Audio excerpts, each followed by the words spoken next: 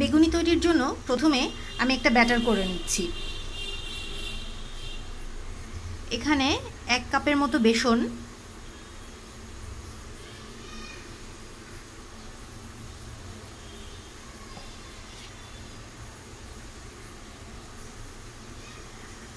Just 1 পিঞ্চের মতো হলুদ গুঁড়া,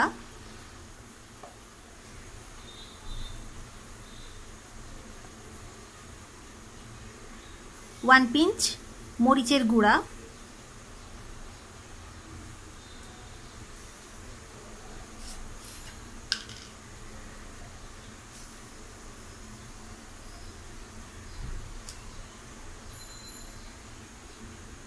লবণ পরিমাণ মতো,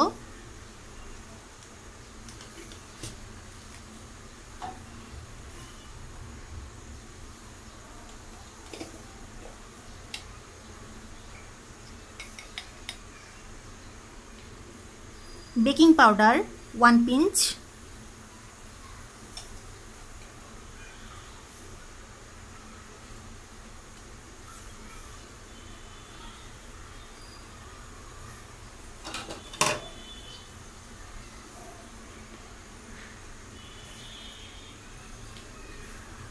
টু টিস্পুনের মতো দিচ্ছি চালের গুঁড়া।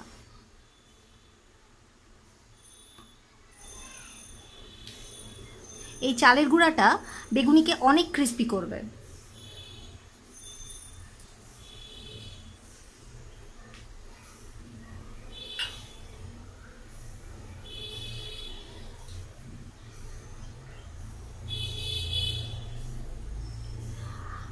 এখানে আছে আদা এবং রসুন বাটা, সবটা মিলিয়ে 1 টিস্পুনের মতো।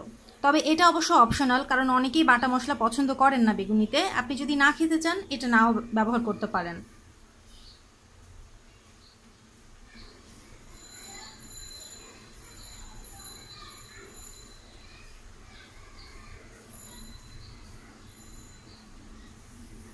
আর খুব সামান্য পরিমাণে একটুখানি জিরার গুঁড়া দিচ্ছি আমি। এটা আমার বাসায় করা টালা জিরার গুঁড়া।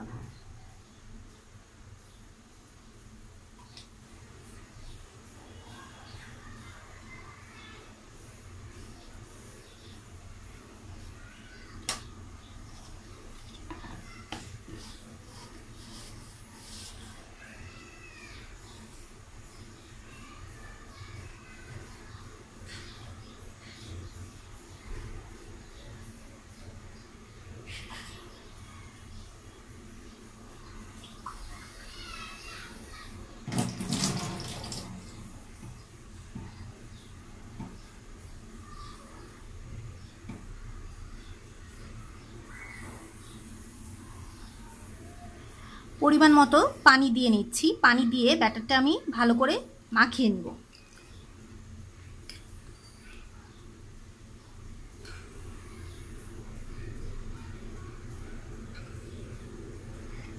ব্যাটারটা এমনভাবে করবেন যেন খুব বেশি পাতলাও না হয়ে যায়, আবার অনেক বেশি ঘনও না হয়। একটা মিডিয়াম থিকনেস করতে হবে। এ কারণে পানিটা একটু অল্প অল্প করে দেওয়াই বেটার। একটু একটু করে দিয়ে যতটুকু আমার দরকার ঠিক ততটুকুই দিতে হবে, কারণ একবারে পানি দিয়ে দিলে তখন দেখা যাবে যে ব্যাটারটা বেশি পাতলা হয়ে যেতে পারে।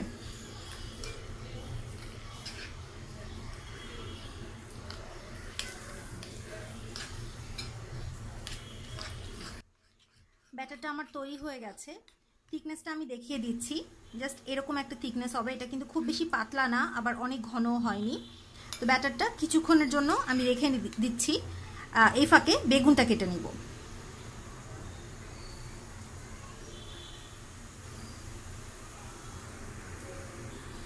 বেগুনগুলোকে কেটে নিয়েছি ভাজার জন্য।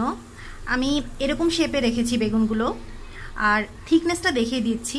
এটা এতটুকু পুরু রেখেছি। এর বেশি যদি মোটা রাখেন তাহলে যেটা দেখা যাবে সেটা হচ্ছে বেগুনটা সিদ্ধ হবে না, আর বেশি পাতলা করলেও বেগুনটা নষ্ট হয়ে যাবে। তো আমি জাস্ট এভাবে রেখেছি। আর আরেকটা ব্যাপার বলছি, সেটা হচ্ছে যে বেগুনটা কাটার আগে ধুয়ে পরিষ্কার করে নেবেন। এখন সামান্য একটু লবণ দিয়ে আমি বেগুনটা অল্প কিছুক্ষণের জন্য মাখিয়ে রাখছি। লবণের পরিমাণটা অবশ্যই আন্দাজ করে দিতে হবে, কারণ ব্যাটারটার মধ্যেও আমি লবণ দিয়েছি। হালকা একটু মাখিয়ে আমি কিছুক্ষণের জন্য রেখে বেগুনিটা ভেজে নিব।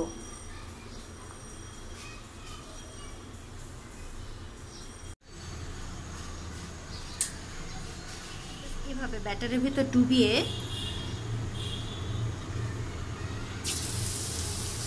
দিয়ে দিচ্ছি তেলে।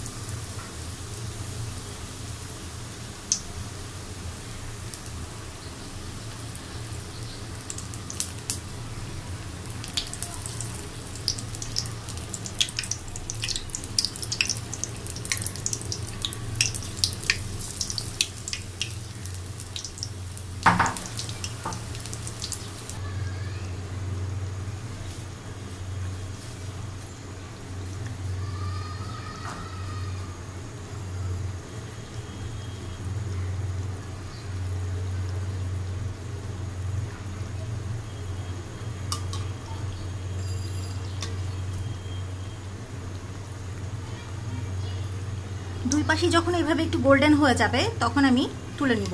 তুলে তেলটা ভালো করে ঝরিয়ে নিতে হবে। এরপর একটা টিস্যু পেপার দিয়ে তার উপর আমি তুলে নিচ্ছি যেন এক্সেস অয়েলটা সোক করে নিতে পারে।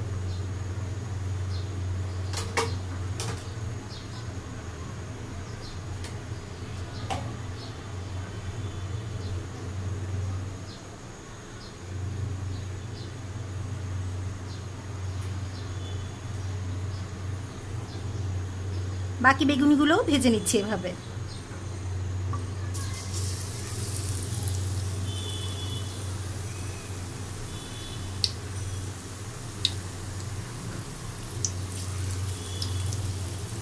তৈরি হয়ে গেল গরম গরম মুচমুচে বেগুনি। রেসিপিটি ভালো লেগে থাকলে অবশ্যই আমার ভিডিওটি লাইক করবেন এবং আমি আশা করব আমার চ্যানেলে আপনারা সাবস্ক্রাইব করবেন আরও নতুন নতুন রেসিপি পেতে। রেসিপিটি ট্রাই করবেন রমজানে এবং ভালো লাগলে আমাকে অবশ্যই জানাবেন। অনেক ধন্যবাদ সবাইকে, ভালো থাকবেন সবাই।